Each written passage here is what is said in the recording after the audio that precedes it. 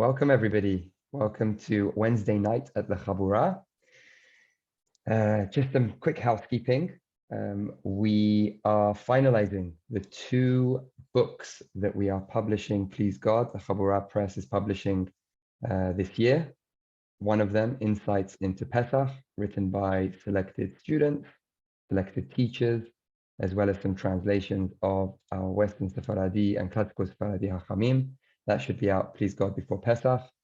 Another book that we are working on, the translation of the Hakdama to Harambam's Perush HaMishnayot by Eli Shaubi. We are very much looking forward to that being completed very, very soon. So do stay in touch, stay updated on the WhatsApp groups as well as on the website. If you're watching on YouTube, please don't forget to subscribe. If you're listening on the podcast, please don't forget to leave a review. Moving on to tonight's guest or today's guest, depending where you are today. Avi Garston, one of the co-founders of the Chabura, introduced me to Professor Goldish, and I was very excited for this class tonight because we often hear about the Sephardi world of the 16th, 17th, 18th, 19th centuries, but we always talk about it in abstract terms. We've only on a few instances been able to dig into some Teshubot or to some writings of that time for us to really get a sense of what these Sepharadim experienced. What were the challenges? What were the things that were going on in those eras? So tonight, we're very, very lucky to have with us an expert in those matters, Professor Matt Goldish. He holds the Samuel M. and Esther Melton Chair in History at The Ohio State University. His books include Judaism in the Theology of Sir Isaac Newton, The Sabbatean Prophets, and Jewish Questions, Responsa on Sephardic Life in the Early Modern Period. He has also edited or co-edited books on spirit possession in Judaism, Jewish dissenters, Jewish messianism, and Jewish education. He is the writer and executive producer of the film The Other Men in Black, the Hasidic Movement Yesterday and Today, which is available on meltoncenter.osu.edu. And tonight we'll be examining certain Teshubot written by Hachamim, such as Hacham Yehoshua ben Eviste, Hacham Yaakov ibn Zur, and Hacham Chaim Palachi, in order for us to get a sense of everyday life and issues that were facing our Sephardi communities between the 17th and 19th centuries. Professor Goldish, thank you so much for being here. We're honored to have you, and b'chavod. Thank you so much for inviting me. I'm really honored to be here and thrilled to have this opportunity. I didn't know about the Chabura. I guess you didn't know about me. So glad to be together with you. So the way that I would like to proceed, if this is okay with everybody, is to spend maybe 5 minutes talking about what exactly She'elot Teshubot are and what some of the issues are in dealing with them. Then spend maybe 15 minutes on each of these three Teshubot that we're going to be looking at tonight. And maybe we will take a few questions in between. I don't think that I have ever done 9 pages of primary sources in an hour ever in my life, but I was asked to try and move through them so that we can kind of cover some ground and get some sense of these things. But there are bound to be questions. These are complicated stories, so I'll pause between each one and see if people have questions. And thank you for the warm greetings, including the greetings from Brazil. Honored to be there with you. So She'elot Teshuvot. Halacha, Jewish law, covers everything about our lives. It tells you what to do from the moment you get up in the morning until the moment you go to sleep at night. It tells you how to comport yourself. It tells you about morals and ethics. It tells you about business, how to conduct your business. It tells you how to conform to Torah law in every way. So it is a very encompassing body of law. It's not like religious law strictly. It's a law that you have to live by for traditional Jews who follow it. It's essentially encompassing of all areas of life. And part of what that means is that it has to be dynamic. You can't simply write a book that says, okay, here's the law for every situation, because new situations will always come up. And what you need is an expert in Jewish law to tell you how to deal with those problems. Up until the period of Rabbi Saadia Gaon and Rabbeinu HaRambam, you just had to go to an expert to ask a question about any new situation. The Rambam introduced the idea of a law code for Jews, but it was very controversial. The rabbis didn't like giving up that power that everybody had to come to them. The idea that you could go to a book, a code of law, and find most of what you needed in there was a little annoying to many of the rabbis. It's one of the many reasons that the Rambam was rather controversial. So there are law codes. There is the three major law codes. First, really, I suppose four. You have the Rif, Rabbeinu Alfasi, the Rambam. That's not really a code. It's sort of a compilation. You have the Rambam, the Tur, and the Shulchan Aruch. Those are kind of the codes. And despite having those codes, questions still come up always about how to practice Jewish law that are not covered by the codes. So people would write to the rabbis or in person ask them questions, and they would answer them. And sometimes if the question was a novel kind of question or asked something that the rabbi had not encountered before, he would write what amounted to a miniature treatise on the question, on the issue. And this was really meant not only for him and for the people whose question he was answering. The rabbi saved these letters, these responses, so that students could see how this rabbi had interpreted the codes of Jewish law and the Talmud and the Torah to answer the question that was asked. So it was a pedagogical tool more than anything.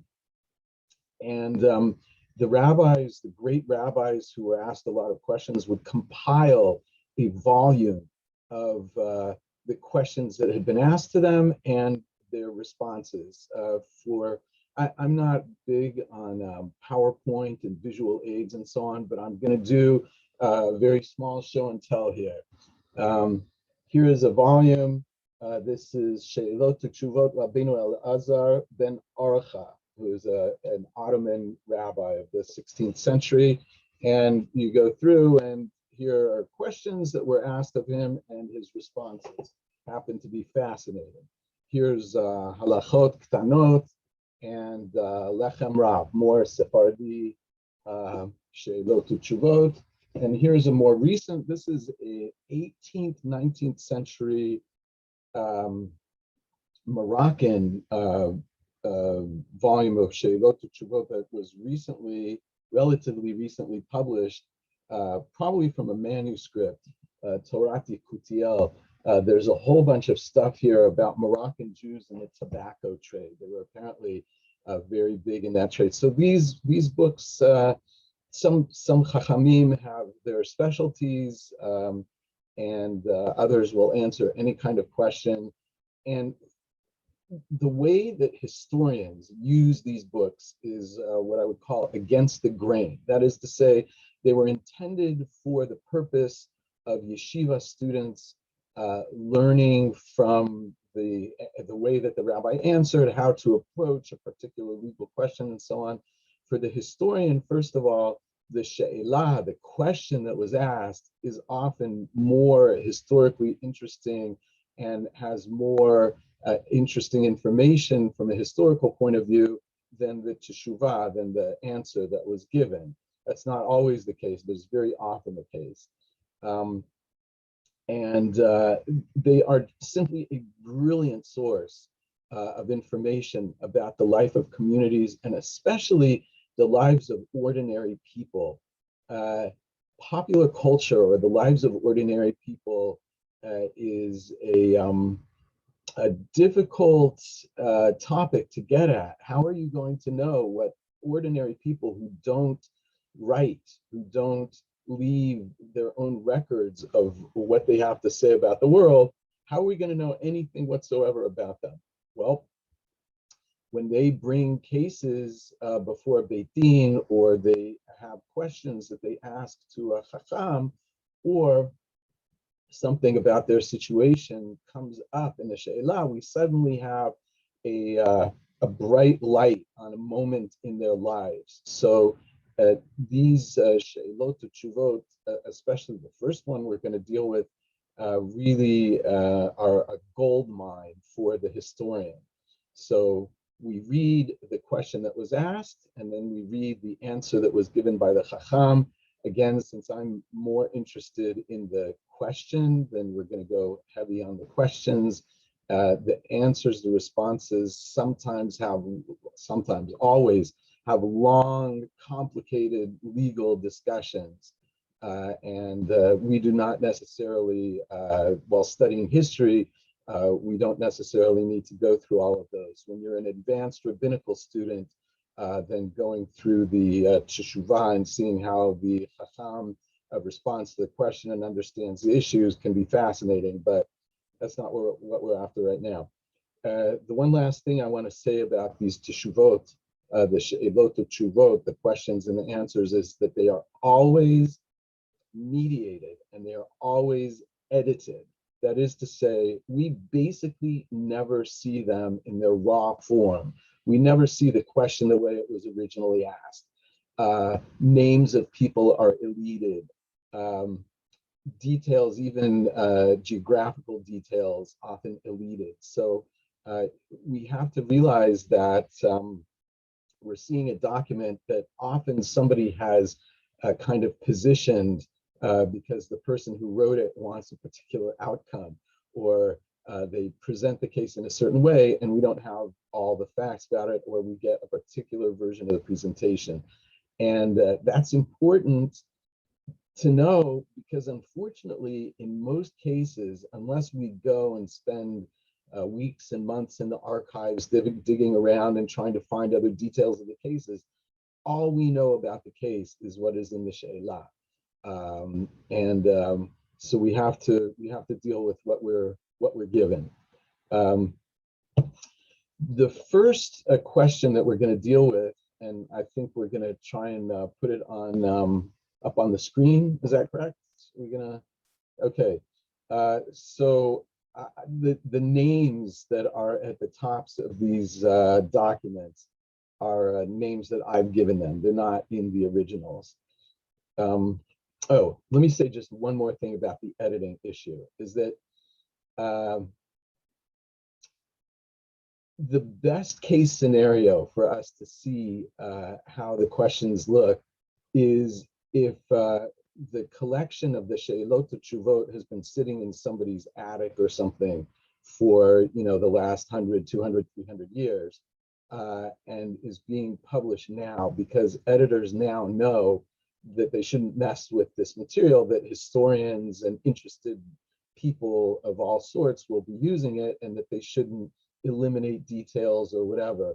And usually after 200 or 300 years, the sensitivity of the particular family and so on might have eased up a little bit, although sometimes over hundreds of years, people are still very sensitive about their family being brought up in some negative way. But places like the Yeshiva Ahavat Shalom in Geula, in Jerusalem, publishes a tremendous amount of this material, and they are very good. They're very careful to publish word for word from the manuscript, so you find just amazing things in the material that they publish.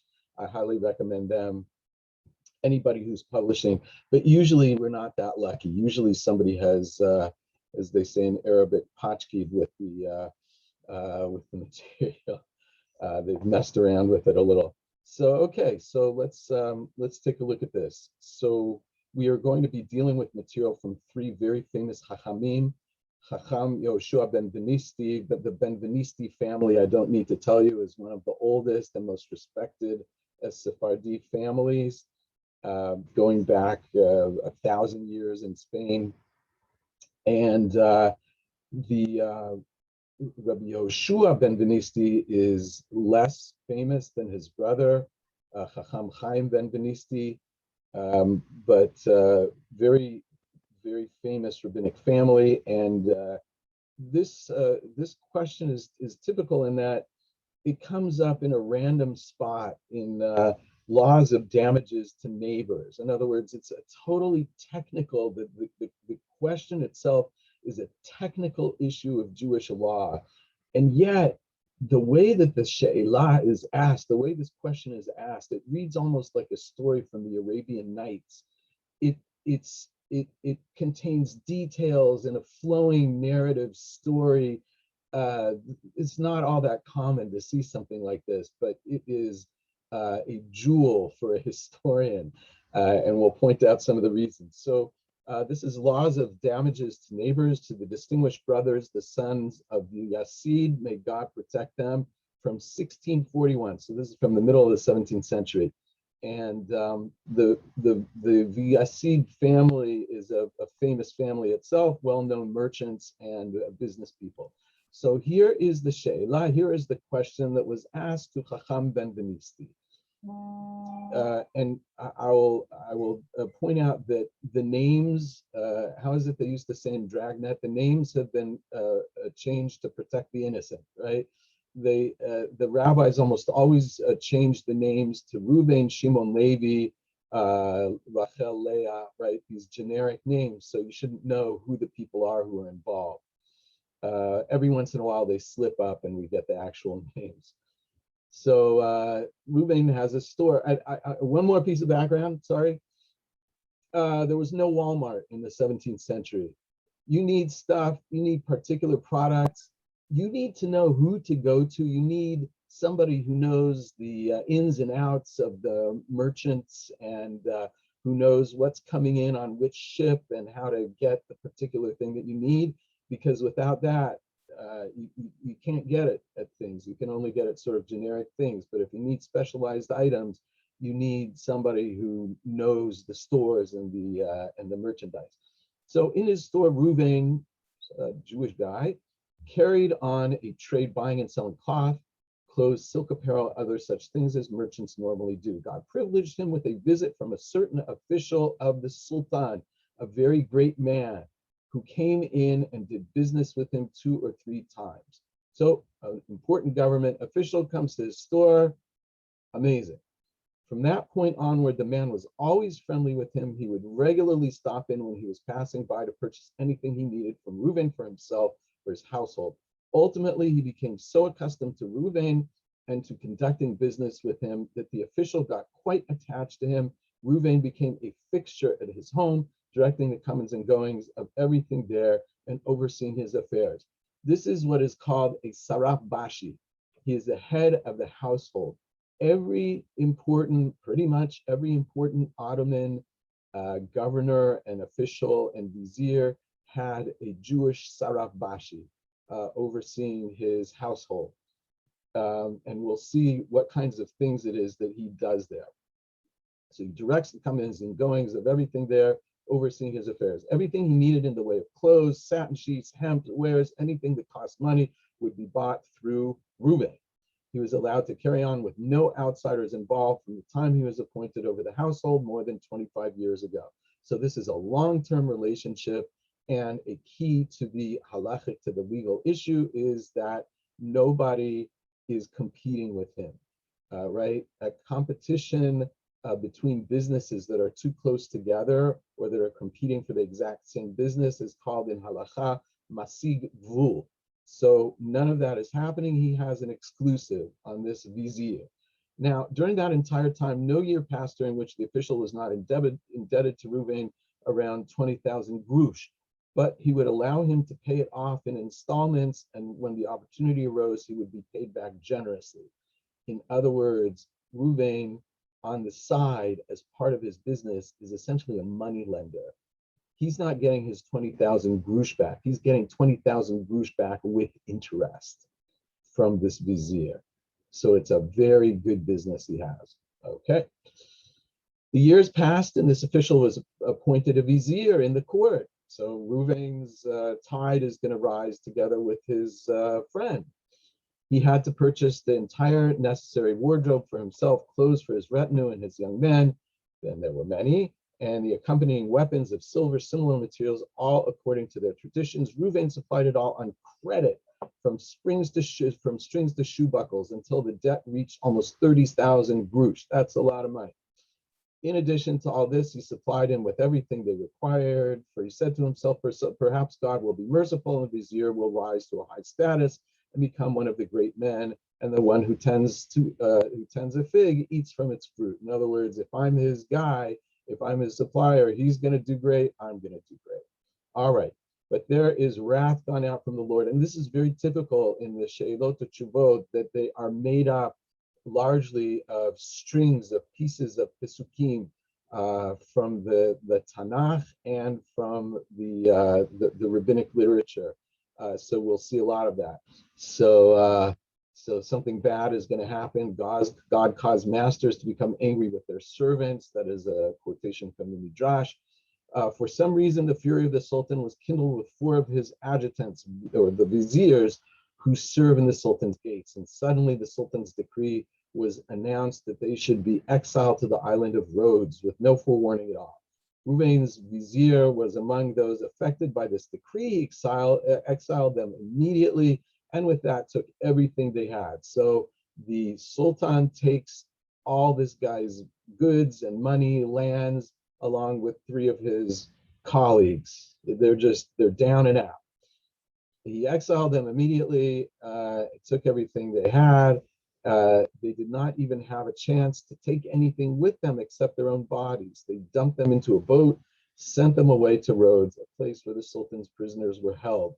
If that language sounds familiar, that's the language that's used concerning Yosef, right? That he was put into the prison where the Paro's prisoners were held. That's the language. When Reuven heard about this tragic event, he was terribly saddened and upset because the debt owed to him by the vizier was more than 30,000 grush.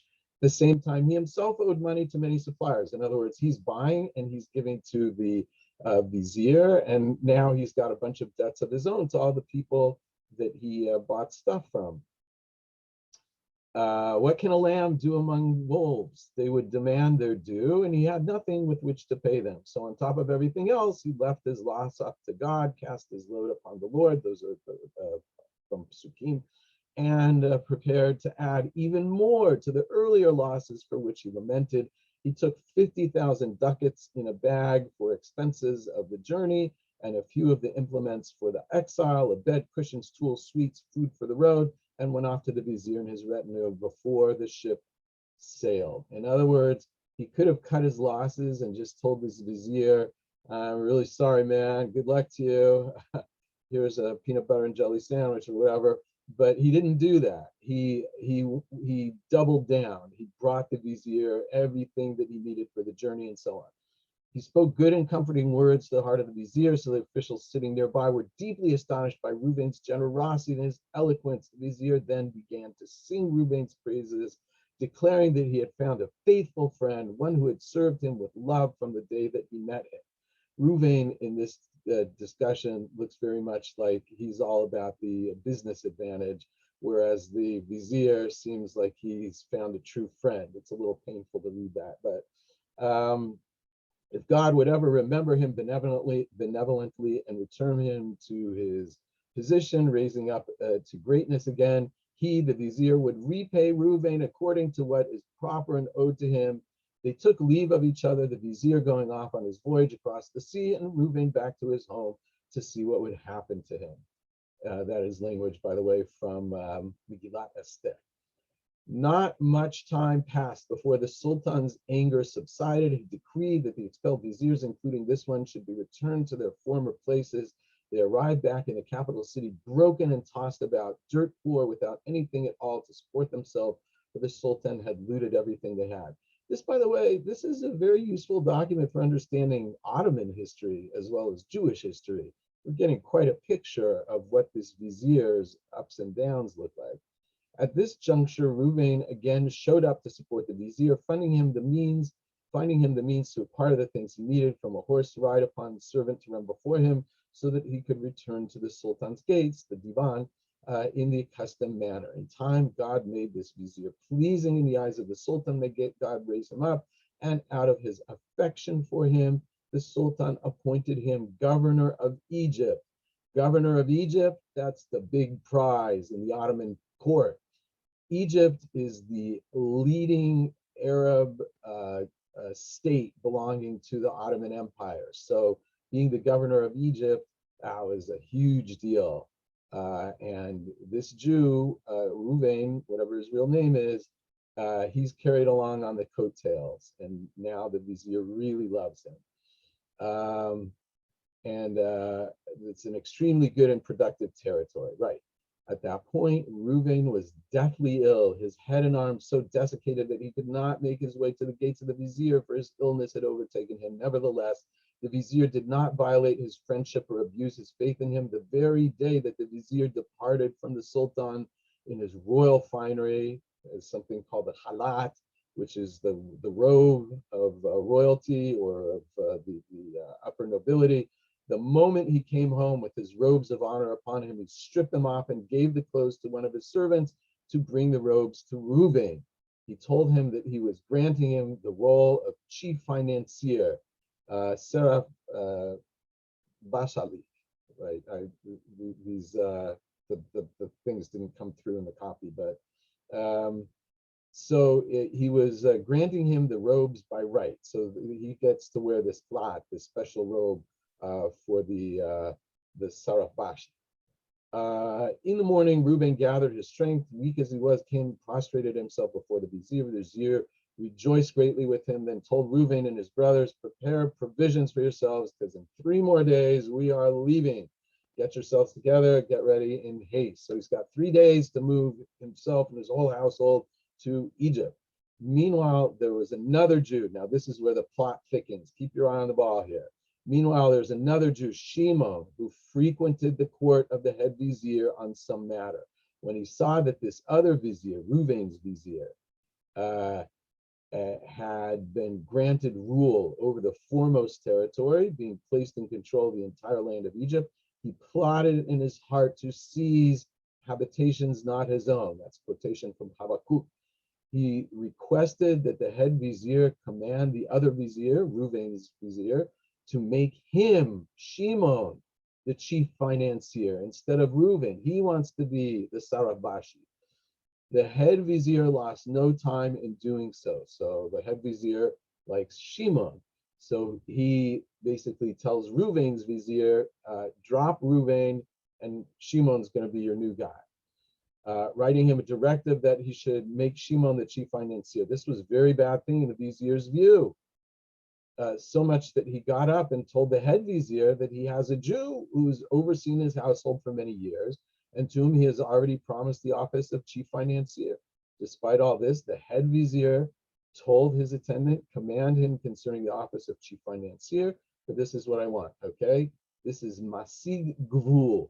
Shimon is pushing his way in, and despite everything that Reuven has done for this vizier all these years, Shimon is trying to push him out and take over as the Jewish Saraf Bashi. So he did so, dressing Shimon in the robes of the chief financier. The vizier, right, Reuven's vizier, along with all his servants and attendants, were terribly dismayed about how this terrible perfidy could have occurred. The vizier spoke to Reuven in secret and told him, don't take this to heart. Stay true to me and your reward will be very great. That should be your reward will be very great. Now, when some of the eminent people of the land observed the exploitation and maltreatment of Reuven, they intervened between Reuven and Shimon to fashion a compromise that would help them avoid harming each other. In this, they failed because Reuven was impelled not to bring the matter to a settlement and partnership.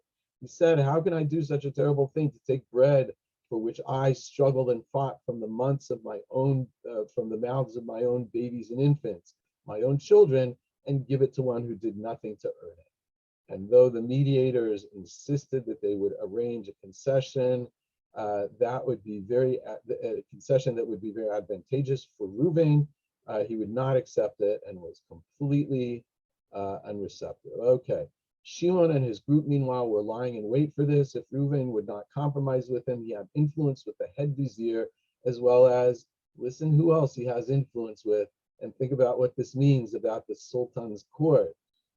He has influence with the head vizier and with the Sultan's wife and with the Sultan's mother.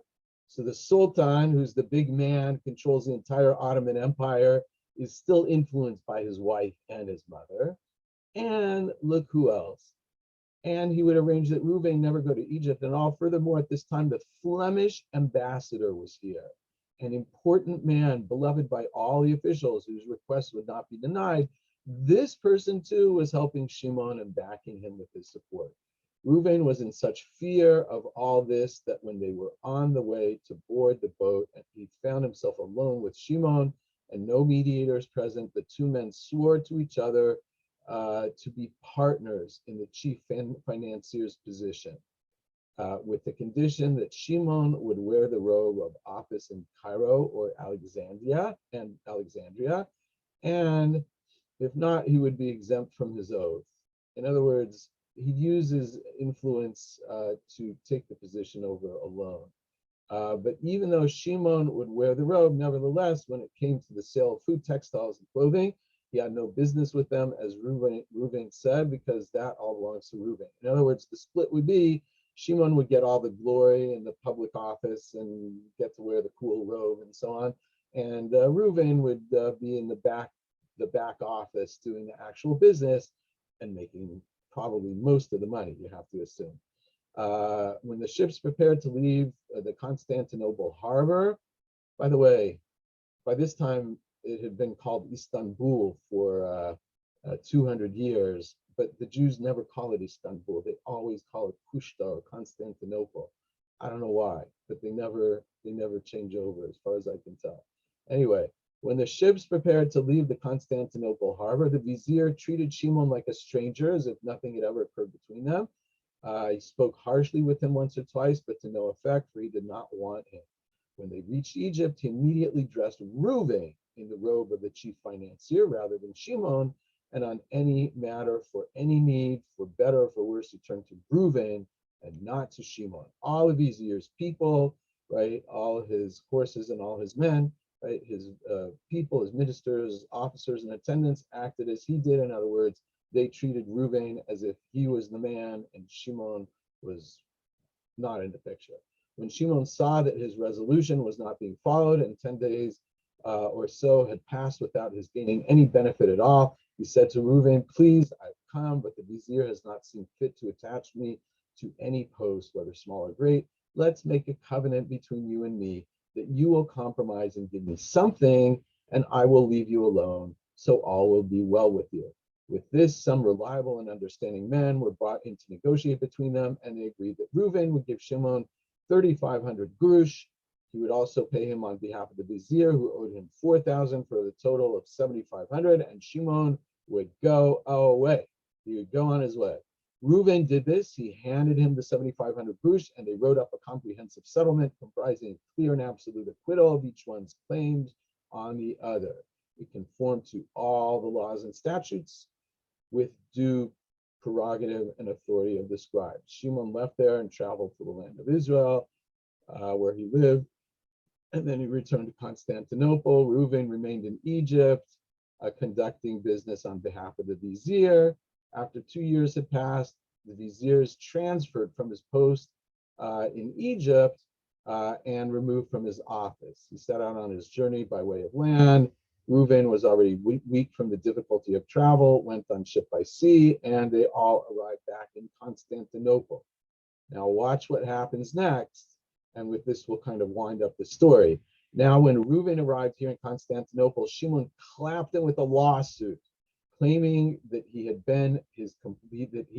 Shimon had been his complete partner, and wanting Reuven to divide all his profit with him, for he too had worn the robe of the chief financier, when he was here.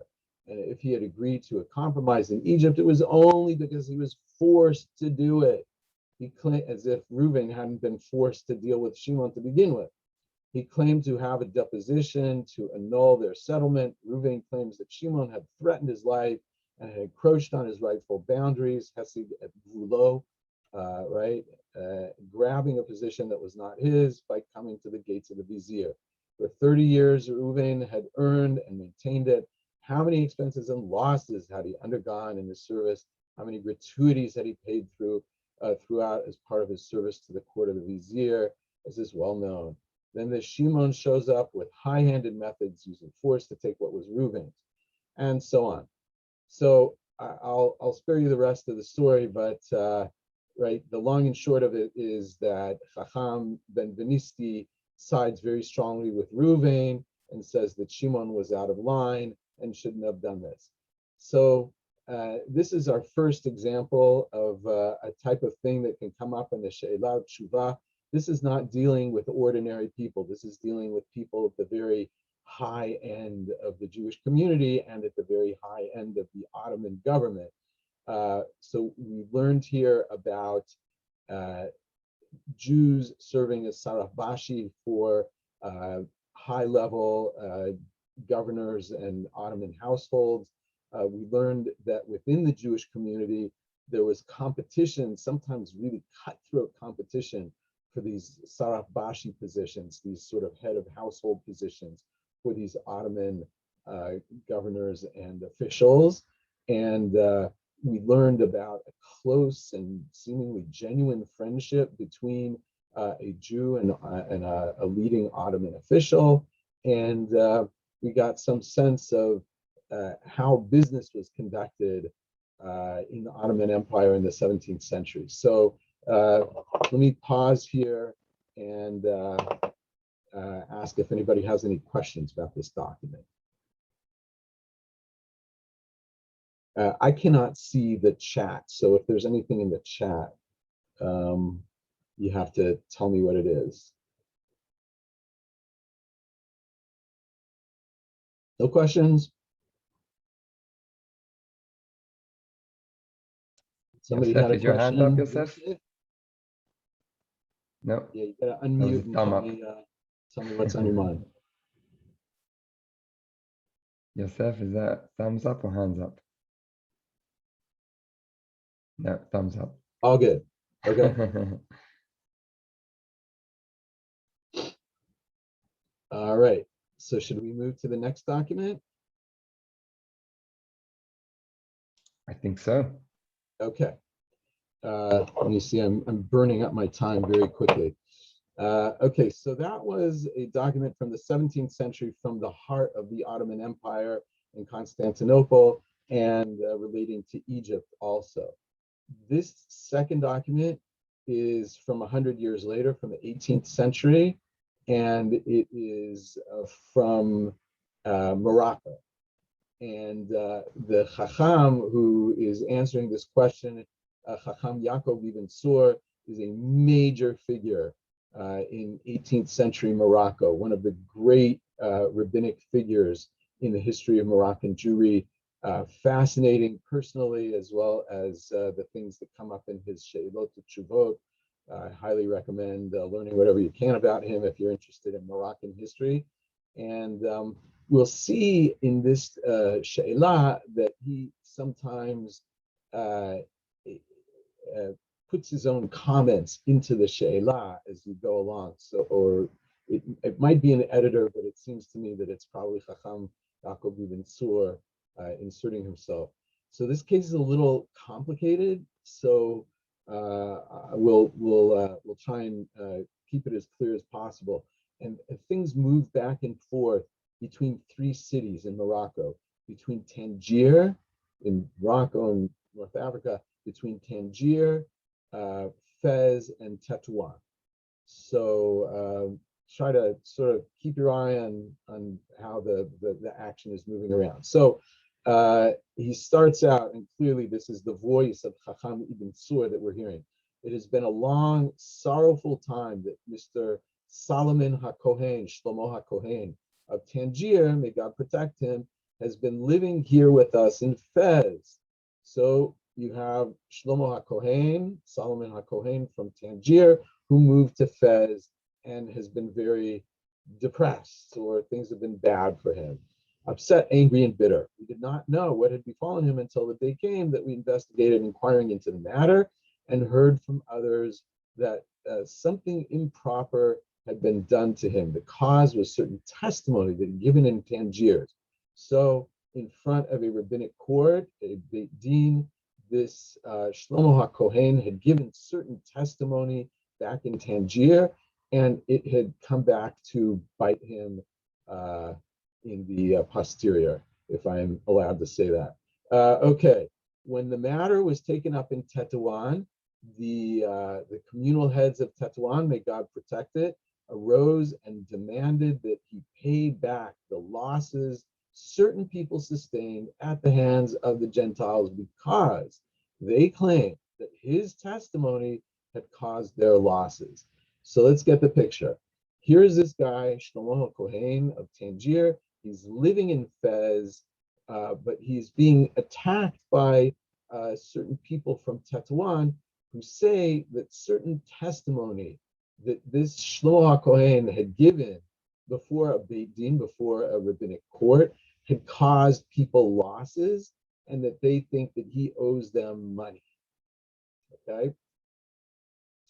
He is now like a refugee, for he fears that if he would return to his home in Tangier, they would give him no respite until he pays. We see him walking around in a melancholy, depressed, tearful state, sighing all the time. We therefore sent for him and asked that he present the facts of the matter to us as they had occurred. He produced for us a copy of the testimony he had given concerning a man by the name of Solomon Gershon, Shlomo Gershon, describing how Gershon had been delighted and self-satisfied to relate the affairs he had carried on with several women, some widows, some currently married. He had done with them as he pleased. So here is where we start to get the picture. Our guy, Shlomo HaKohen, is friends with this Shlomo Gershon. And Shlomo Gershon comes around and he's bragging about all these women he's slept with. Some of them are widows, some of them are currently married. That is what is called an Isur D'Oraita. That is forbidden according to Torah law. It comes with a death penalty, although I don't think they were in a position to apply the death penalty in Morocco at this time, but this is a very severe sin that this man has committed, and he's told his friend Shlomo HaKohen, the guy that we're talking about all his conquests. Okay, so everybody got the picture, I hope, right? That's the story. Meanwhile, rumors have been circulating there about some man and woman having an affair. In other words, the people, the rabbis, people knew that something was going on between some man and some woman that was inappropriate, but they didn't know the details. It was confirmed, though they had tried to cover it up. When they saw this, the community, along with the Chacham of the city, gathered in the synagogue, may God increase its greatness, on a Shabbat to rebuke and safeguard the moral fences of Israel. The Chacham preached about this matter. They decreed that any Jew who knew, now check this out, they decreed that any Jew who knew about someone's promiscuous acts, but did not come forward to report them, is himself a concealed sinner. So if you know something about this, these affairs that are going on, and you don't come forward, you are liable too. Okay? For this reason, the aforementioned Mr. Solomon Kohen appeared and testified what he had heard concerning the aforementioned Shlomo Gershon. So now we're getting the picture. He hears the Rav, the Chacham of the community say, anybody who knows about these illicit affairs, these inappropriate affairs going on, you must step forward or you're going to be guilty too. So he knows about it. it's his own friend, but he feels bad that he has to do it, but he steps forward and he gives testimony about his friend Shlomo Gershon. After the presentation of the testimony, it stated that Mr. Shlomo Gershon, wait 1 second, let me make sure I'm in the right place. Sorry. After the presentation of the testimony, it stated that the said Mr. Shlomo Gershon swore, I think you got to shrink it a little bit more so we can see the right edge. Make it a little bit smaller, a little smaller. Yeah, there we go. Okay. After the presentation of the testimony, Mr. Shlomo Kohen swore upon an object, a Torah scroll, confirmed on 19 Tammuz of the year 1744, in the name of God, may he be blessed, in the name of all those who swear by his great and awesome name and truth, that everything to which he had testified was absolute fact. It is what the aforementioned Shlomo Gershon had told him from time to time, to which Kohen had added nothing. He also had no dislike of Shlomo Gershon. Quite the opposite, he had been a friend of his. As long as he had seen no charge to report transgressors, he had been silent. In other words, until the rabbi said, you must come forward and report anything you know, he just left it alone. But when he saw that the Holy Congregation had undertaken to regulate conduct and to decree that anyone who knew something must come and, next page, testify, he came and testified before the Chacham. Among the things to which he swore was that all the details he had mentioned, his testimony, were not divulged to him by Shlomo Kohen at one time, Gershon at one time, but from time to time, various occasions, and each instance he would recount one or two details. So apparently Gershom Shalom is the real Casanova, and he's always having affairs with various women, and every once in a while goes and tells his friend some of the details. Furthermore, Shlomo Gershon did not speak to him of all these matters of drunkenness, but in a state of full awareness. This is what was written, the document that he showed us. So Shlomo HaKohen has a copy of this court document about this testimony he gave. Another witness to this was found here in Fez by the name of Meir ben Ramoch, who had been in Tangier at that time. And he said that Shlomo HaKohen did exactly what he claimed, and he made that testimony before the Chacham of the community there. His name was Chacham Rabbi Yehuda Hadida. And the Chacham went to investigate this, right, these rumors, and inquire into the matter of those women in order to rebuke them and separate them from sin. One of the women who heard the Chacham speaking about this matter went and told the husband of one of the suspected women. In other words, okay, the Chacham of the community gets up in front of this, Chacham Hadida, gets up in front of the community, and he says, anybody who knows anything about any affairs going on better come forward, and so on.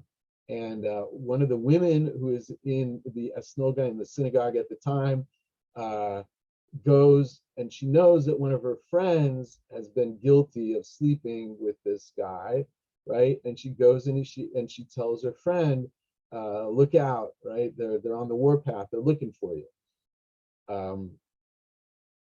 So actually, the woman who had heard the Chacham went and told the husband of one of the suspected women. This man, the husband of the suspected woman, now went to the governor. Now look at how this happens, because this happens all the time in the Ottoman Empire, among the Western Sepharadim, all the time, is that somebody goes and gets the government involved. So there is a relationship between the Beit Din, the Jewish court, and the court of the Qadi, right, the Muslim judge, and relationships with the government. Now, we already have a sense from the previous document that sometimes Jews were pretty important to the nobility and to the government in the Ottoman Empire. So they keep their eye on what's going on in the Jewish community. So this man, the husband of the suspected woman, goes to the governor and tells him that Rabbi Yitzchak Kohen, who is another member of the Beit Din perhaps, and Rabbi Yehuda Hadida had slandered his wife. You hear how he does this? He goes and he tells the governor that the rabbis slandered his wife. The governor arrested them, was preparing to punish them, forcing Rabbi Yehuda Hadida to tell the governor, I said nothing on my own, rather a single witness, Mr. Shlomo Kohen, told me such and such. Now, the Torah says that in a capital case at least, you need two witnesses, right? Al pi shnei edim yakum hadavar. Shnei edim or shlosha edim yakum hadavar. You need 2 or 3 witnesses. So the rabbi is sort of throwing our friend Shlomo Kohen under the bus here, the 18th century bus, whatever it is, right? Throwing him under the wagon, because when the governor has Rabbi Yehuda Hadida in front of him, Hadida says, I wasn't the one. I didn't say anything. It was this Shlomo Kohen who came and gave this testimony alone. In other words, there was no corroborating witness. The governor then arrested Shlomo Kohen to have him testify. At the beginning, he denied it all, but the heads of the holy community saw that the 2 aforementioned Chachamim, Kohen and Hadida, were in distress because the governor was preparing to punish them. It was possible that the cup of torture would pass on to Mr. Shlomo Kohen as well. In other words, the governor, he doesn't care. He is going to get to the bottom of it, no matter how many people he has to torture and imprison. That's the way governors worked in the Ottoman Empire and in Morocco. Okay, so they came to Mr. Shlomo Kohen and said to him, "Why do you deny it? Tell the truth for its own sake." So he said, "I fear that the suspects will forfeit money at the hands of the governor." In other words, the people who committed adultery are going to get arrested. They're going to have to pay fines, right? And I'll be charged for their loss. That's what he's afraid of, and as it turns out, for excellent reason, whether or not the law demands it. I'm also afraid the governor will punish me with physical torture. The heads of the community told him, "Don't worry, don't be upset, tell the truth, save those arrested," that is the 2 rabbis. "We will intercede to save you from physical distress as well as monetary distress." If you think that liars are a phenomenon of the 20th and 21st century, well, here you go. They assure the Shlomo HaKohen, they'll take all the responsibility on their shoulders, the heads of the community, right? Anything you lose is entirely our responsibility, whether it's loss of the governor, the suspected women, or any suit in rabbinic court that arises. And with that, he told, right, so this is Shlomo HaKohen has all these assurances, and he goes ahead and tells the governor what he knows about these adulterous affairs going on in the community. So that's what Meir ben Ramoch told the Beit Din in Fez. That's what he told Rabbi Yaakov ibn Tzur. So Shlomo Kohen related to us weeping bitter tears. He summarized the whole matter for the governor. The governor then arose, arrested Shlomo Gershon, took what he wanted from him in fines. He also took a fine from Jacob Israel. I'm not sure who that is, but I think that's one of the rabbis or a community leader based on the same testimony, took what he wanted from the accused women, as the governors are wont to do. In other words, a Moroccan governor or an Ottoman governor saw every legal case as an opportunity to make money. And so basically his approach is to just take fines from everybody involved. The matter persisted onward. 2 Chachamim mentioned, Kohen and Hadida traveled to Tetuan. May God preserve them. The heads of the Holy Congregation of Tetuan stood against them and sullied their honor, tormenting them by asking, "Why did you do this?" They sent to Tangier to force Shlomo Kohen to come before them in Tetuan, which he did. So you see, the rabbis in Tetuan take the side of the families of the women who were involved in all this. rather than siding with their colleagues, the rabbis of Tangier. You get the sense here that as we're deep into the 18th century, something is a little rotten in the rabbinate. The rabbinate does not maintain the integrity and the camaraderie that we expect it to. They don't circle the wagons and make sure that they are doing their responsibility as rabbis. Something has gone wrong here. Something has gone off the tracks, and the rabbis in Tetuan are against their colleagues in Fez, and they are going to turn against Shlomo HaKohen. So they say to the Fez rabbis, "Why did you do this?" They sent to Tangier to force Shlomo Kohen to come before them in Tetuan, which he did. The heads of the holy community were very bad to him because of his testimony he had given. They demanded that he repay everything lost by those accused. In other words, everything that the communal leaders back in Tangier had promised they would not let happen to him, that's exactly what happened to him. All of the losses are blamed on him, and the Tetuan Chachamim blamed everything on him and on the rabbis who supported him. Afterwards, they appeared before a rabbinic court, which assented, charged him with a repayment for the reason. Now listen why they say he is responsible for all this.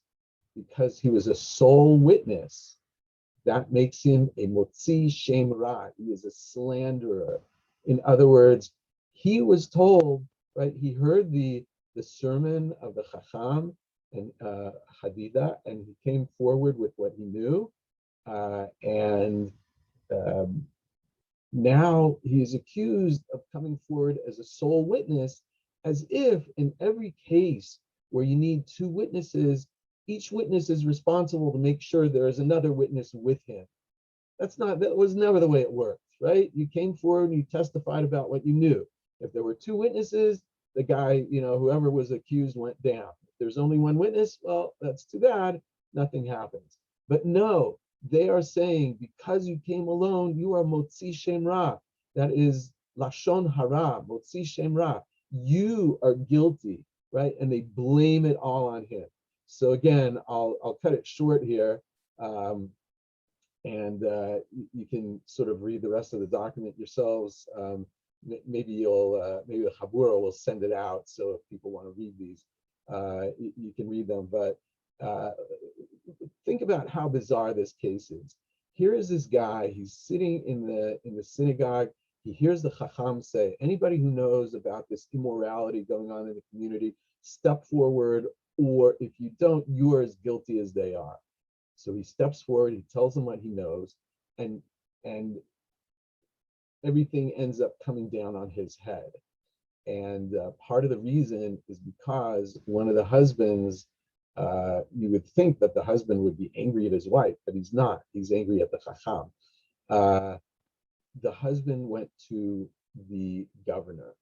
So this is, again, something we see all the time in these communities, is that when the Jews have a lot of autonomy, but there is a limit. And any time that somebody feels that they have been wronged by the Beit Din, or they want a different outcome, they can always go to the well, there's no secular court exactly. They could go to the court of the Qadi, of the Muslim judge, or they can go to the government and complain. And this is the type of thing that happens all the time. It is very common in the Sheilot to Teshubot to see that the governor gets involved and basically seizes it an opportunity to just take money from all sides and then kick the case out. So this, I think, shows us something about the kind of corruption in the community. We're not seeing all sides here. We're never really seeing all the sides, but it looks very bad for the Tetuan Beit Din and what they're doing. The idea of accusing a man who came forward to give testimony about immorality, accusing him of being motzi shem ra, of slander, is just bizarre and really unworthy of the rabbis. But that's what happens. Okay, I'll pause again and see if anybody has any questions or comments about that teshuvah. Not so much. Okay, I know I'm already at my hours. I'd like to ask a question if I may. I'll try and do maybe 5 minutes or 10 minutes. Thank you very much, Professor. I've got a question, but I know Robert's got one too. So, Robert, do you want to go ahead? Okay. Yes. So in these teshuvot, I mean, I'm sure that's not the case, but on face value, it seems we're believing the plaintiff verbatim. Has the author of the teshuva done due diligence? Because this story could be completely made up. He may well have brought Motzi Shem Rab against these women. He may not have heard this from his friend. He may have a vendetta against the husbands. I mean, how do we know? Your conclusions are based on the assumption that this story is a true story. Are we relying on the author of the teshuva to have done suitable due diligence? Because it's only one person's word against another. Right. So the first thing that we know is that Chacham Ibn Sur found another person in Fez who knew the story, who knew what had happened, and had been in Fez at the time, and they interviewed him. Right, that was what we saw. This Ibn Ramoch, that he found a corroborating witness, and so I think that it is fair that to assume that he did due diligence. However, you are still correct that doesn't mean that everything happened the way that we've just seen it described. The corroborating witness suggests that it's pretty close to that, but we never really know. It's enough for me to assume that Chacham Ibn Sur, who again is really a great figure, has found out enough to be reliable on the outlines of the case, but we never really know. And I have a colleague at University of Maryland, Bernie Cooperman, who always attacks me on this. He says the whole thing is a business. You pay the rabbi to give you the result that you want. It's never really what it seems. It's never really honest and done in good faith and so on. I don't think he's right. I think that we know enough to know that it's not a sham, but I think that you are correct that we have to be suspicious, and even in a case like this where a corroborating witness has been found, never really know. Let me see. Right. So it's Saraf, right, with the accent under the S. That was a question. I had a question as okay, well. and what is the other question? The question I had was, you mentioned the Muslim courts, and I was keen to find out if we have instances where the Batei Din would go and collaborate with the Muslim court of law for one reason or another. Do we see those kinds of collaborations? All the time.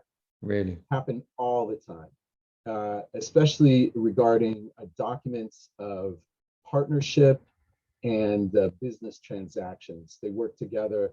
There's not a huge difference, and sometimes people talk about the law of the merchants, which was a sort of general law that merchants from all backgrounds were at least allegedly would follow, and the Beit Din and the Qadi cooperate all the time, and sometimes also general merchant courts, or often it was more of a what do you call it, where they sort of sit down with a negotiator and work things out. That was very common.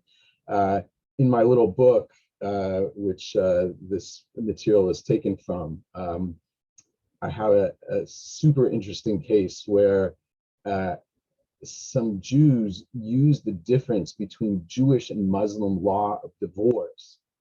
In Muslim law, divorce is extremely easy, and so they would if there was a husband who would not give a get to his wife, and the rabbis considered that the husband was really terrible and needed to give her a get, they would bring them before the Muslim court. They would do this sort of instant divorce, right? The super quick, like you just say a couple of lines and you're divorced in Muslim law. And then they go back to the husband and they say, look, pal, you're already divorced according to the law of the land. You might as well just go ahead and give her a get. Here, we'll give you some money.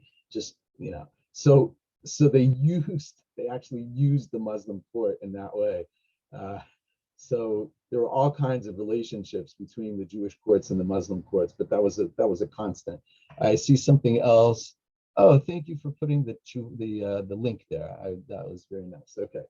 So thank you. And Vedat, if you're okay with one more question, Professor, is that okay? Say it again. Are you okay for another question? Yeah. Go ahead. Is that okay? Vedat, go ahead. It's our Turkish Chabura member. Vedat, go ahead. Just wanted to ask about the question you answered before, whether the word saraf should be written with S-A-R-R-A-F or S with an accent E-R-E-F. Because in the second case, in modern Turkish at least, it would mean the head of honor, whereas the first one would mean something like traders head, or like the head of the traders. So that's why I asked the question, because it seems interesting for it to be written with the accents, at least if the word is Ottoman Turkish, which I assume it is. Yeah. So my colleague at Ohio State, Carter Finley, who's a pretty well-known Ottomanist, if I'm recalling correctly, told me that is the correct spelling with the accent under the S, that's what it's talking about. And whether it's used the same way in Ottoman Turkish as it is in modern Turkish, I don't really know. I think probably both tell me. in like Turkish, Arabic, and Farsi would mean something like somebody who trades with gold and silver. Okay. So that's just what I wanted to like. Yeah. So I think that this is the broader. I think this is the broader definition. Okay. Thanks a lot. Yeah. Thank you. Thank you for the insight. Okay. Brilliant. Professor? We'll go to our last document. I'll try and go through it quickly. I won't go too far in this document because it basically is all saying one thing, and it's saying it in a long and a drawn out fashion. So I'll try and just look at this quickly. So now we're in the 19th century. We're in the middle of the 19th century, and in Europe, the Jewish reform movement and Haskalah are in full swing all over the place. And I will tell you what I think is going on here. I cannot prove this, but I think is what is going on. So this is our third Chacham that we're dealing with, is Chacham Chaim Palagi, who's a very famous figure. It's Palachi and Palagi are the same family name, originally Palacios. It's a famous family, a lot of interesting members, some of whom were pirates or privateers. I don't know, all kinds of interesting people. But he is a very well-known figure, very highly respected Chacham in the city of Izmir. So a question is asked to him from Paris, where people want to make changes in the synagogue service. And when we see what the changes are, it becomes very clear that they are heading in a reform direction, that they have been influenced by the German reform movement, and that they want to go that direction by changing the service, by let's say shortening the service, removing some passages that some people find offensive or whatever, they're too particularistic. And so they ask this Ottoman Chacham Palagi. Now, I asked myself when I came across this, why in the world would the rabbis or the community leaders of Paris be asking a rabbi in sort of the third city of the Ottoman Empire, right? So you had Constantinople, you have Saloniki, and then Izmir is kind of the third city. So why would they be going to him? Paris has, and France in general has very big Talmidei Chachamim, all kinds of rabbis and important figures. Why? Why are they going to this guy? So my theory is this, and this is just a theory.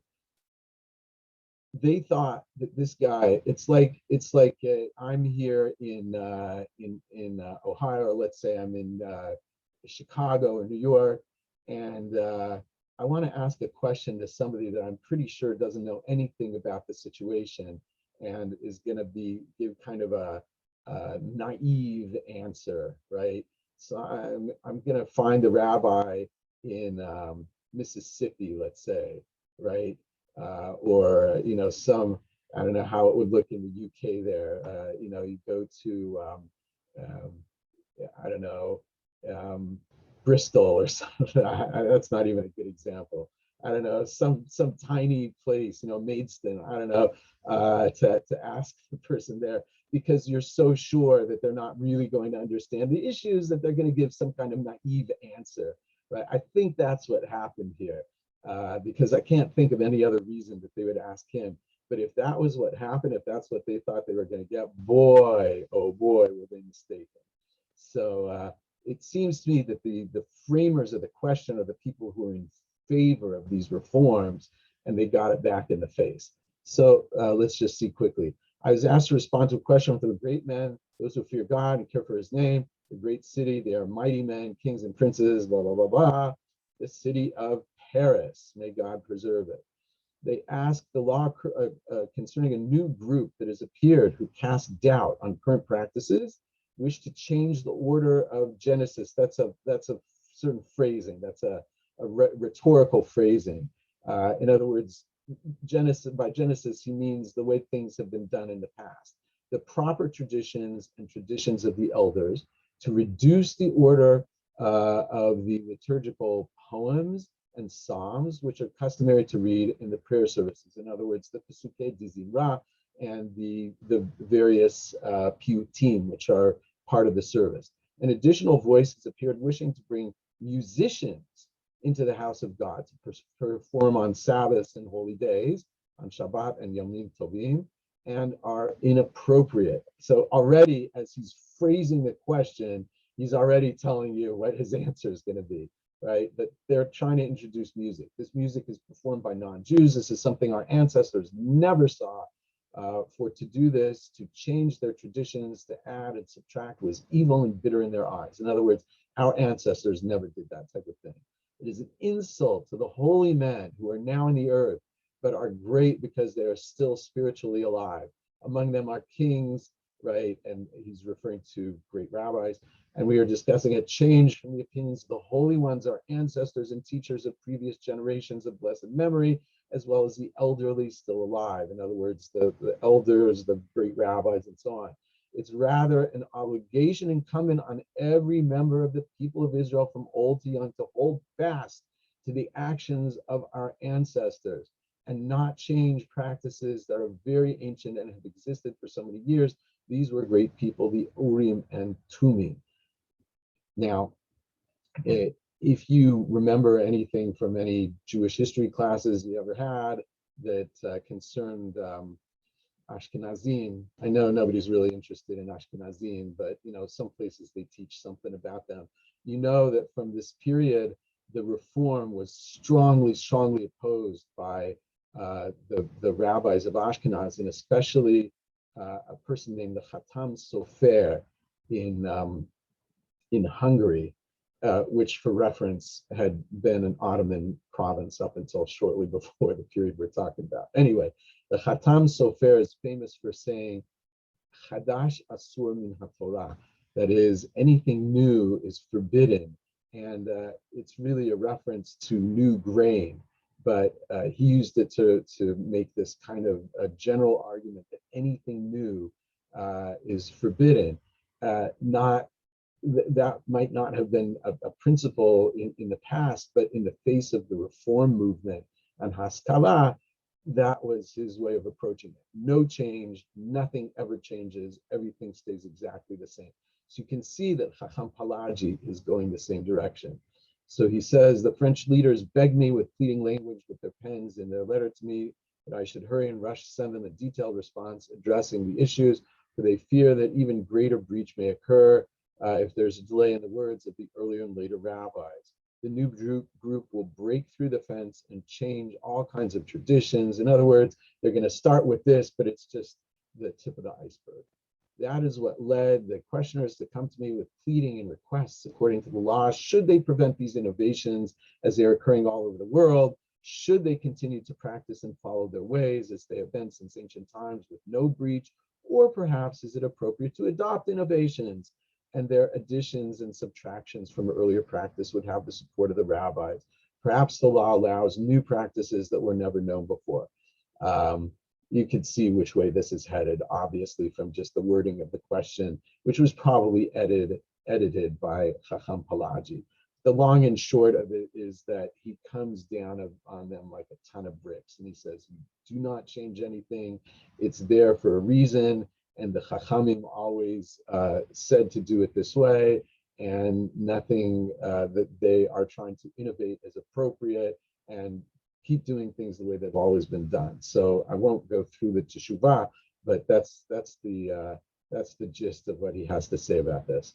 So yeah, I'm really sorry I went over my time, and I apologize, but you asked me to finish all 3 of the documents. I can't quite believe that I managed that, but we at least got the sense of how things looked in the 17th century with this Saraf Bashi. We saw in the 18th century in Morocco how, at least according to the documents that we have, assuming that we could rely on them, how the integrity of the communities and the Chachamim seemed to be teetering, especially when the governor became involved in the story.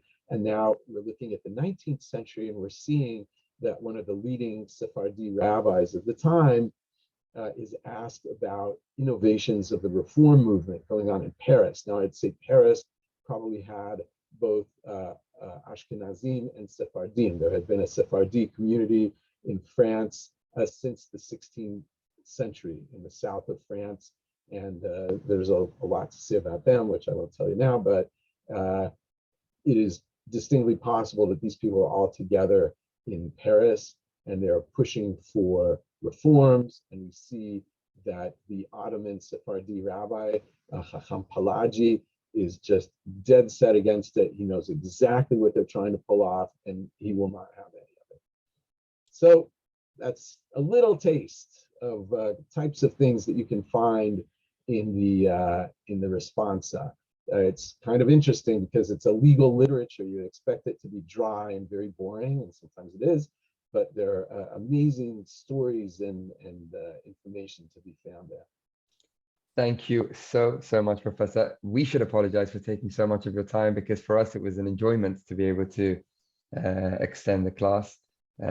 Fascinating to see just at the top of that Teshubah, before the response of Chacham Palaji, it is said that he was wondering why they're reaching out to him when they have such good local rabbis.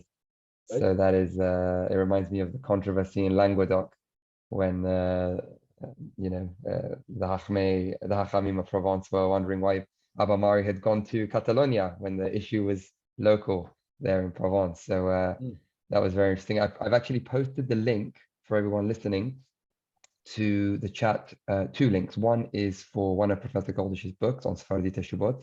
It's an Amazon link, so please do get that if you can. And the second link is a link to the source sheet, so you can read Chacham Palaji's response. Professor, I really appreciate it. We all appreciate it. I'm looking forward to having you again, please God. I look forward to that. And hopefully in person in London. So thank you. And thanks everybody for watching. Thanks everybody for listening, wherever you are in the world. And Kol Tov, thank you so much. Thank you all.